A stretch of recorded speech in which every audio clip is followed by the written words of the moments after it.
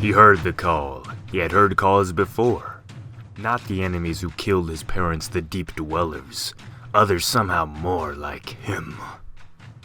Kong may have had a little role in Godzilla King of the Monsters, but in the book adaptation of the film, there was new information revealed about Kong's whereabouts during the emergence of Ghidorah and the other Titans.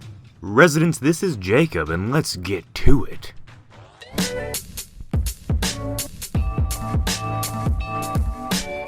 Real quick, if you haven't seen our original animation, Walking with Godzilla, make sure to go check that out after this video. We think you'll love it.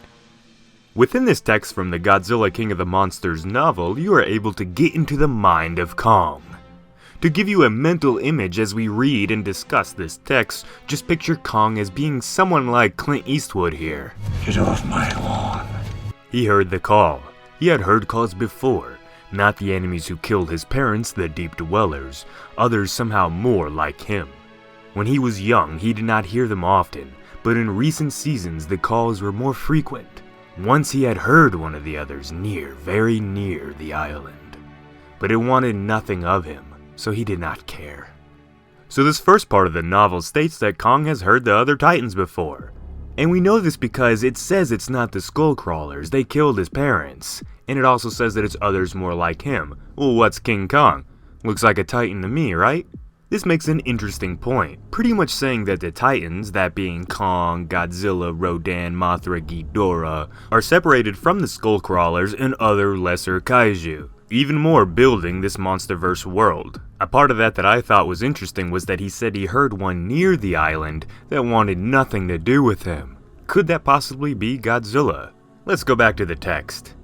But this other wanted something, wanted him to come, to hunt together, and he heard responses, many of them. Now was this other mentioned here King Ghidorah? My guess is probably yes.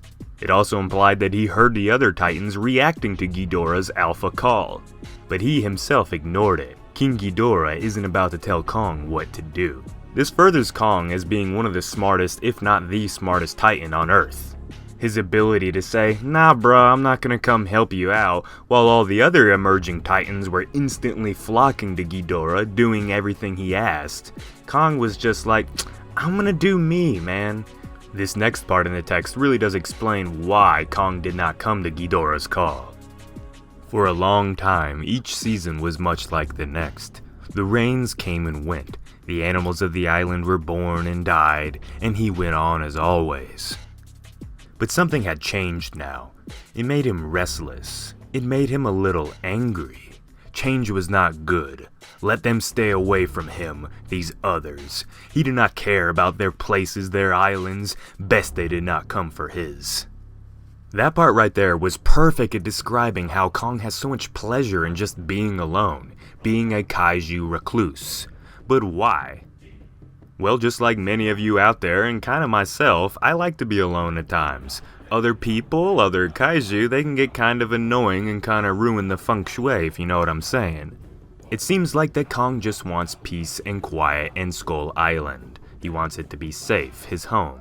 And it's been that way for most of his life, outside of course, the attacks from the Skullcrawlers. It also states how he's angry about change. He doesn't want it to happen. Well, why is this? Well, when you get comfortable to a routine, to your daily norm, any sort of outside influence that changes that can potentially just throw you all out of shape. I feel like we can all relate to that at times, you know? All Kong wants to do is just protect his home, and to mind his own damn business with no one else interrupting his balance and peace. This next bit right here may just be what influences Kong to leave Skull Island and face Godzilla and the other Titans. He felt movement in the stone beneath him, and his anger grew brighter. The deep dwellers heard the call too, the crawlers with faces like bone that haunted his sleep. They were waking. The quiet was over. He scratched the itch on his ribs and began to hunt. So this states that the Titan action from Godzilla King of the Monsters awakened the Skullcrawler hive beneath Skull Island. And Kong was not happy at all about that. The question to this though is, did they surface and destroy Skull Island? This would be a good cause for Kong to have more of a personal stake and vendetta against Godzilla and the others. Here's a realistic human example that may just put you in the mind of Kong even more. Imagine your neighbors had a party all while you were just trying to chill and, listen to your house music or some shit. But the loud ass music and over the top obnoxiousness of that party completely ruined your peace. On top of that, you had a bunch of drunks coming into your yard, pissing all over the place, destroying stuff, letting your goats out. Well, wouldn't you get annoyed? See, Kong's not just a complete asshole. Kong is fully aware of Godzilla and the rest of the Titans. He just didn't give a damn about the fate of the world outside of Skull Island. You can clearly tell that Kong has no interest in humanity or our survival. The awakening of the Titans probably would have done a number on Skull Island, and it just may be that Kong is forced to leave his island home in Godzilla vs. Kong. Just imagine that these Titans were the cause for Skull Island to be destroyed, either by the skull crawlers coming out, or perhaps consumed by the oceans surrounding the lonely piece of land, due to the change in weather conditions after Ghidorah's arrival.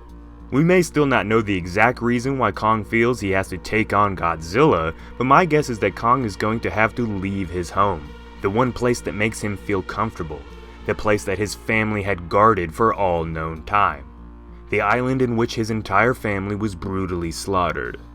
The question for you residents is, if you were to lose your home, and the place that made you feel at peace, would you retreat into the shadows with your tail between your legs? Or would you go out to kick the shit out of whoever or whatever was the cause to your suffering?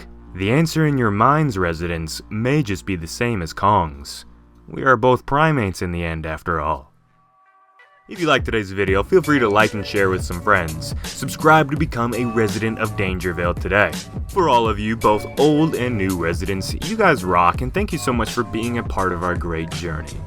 This has been Jacob, and peace out.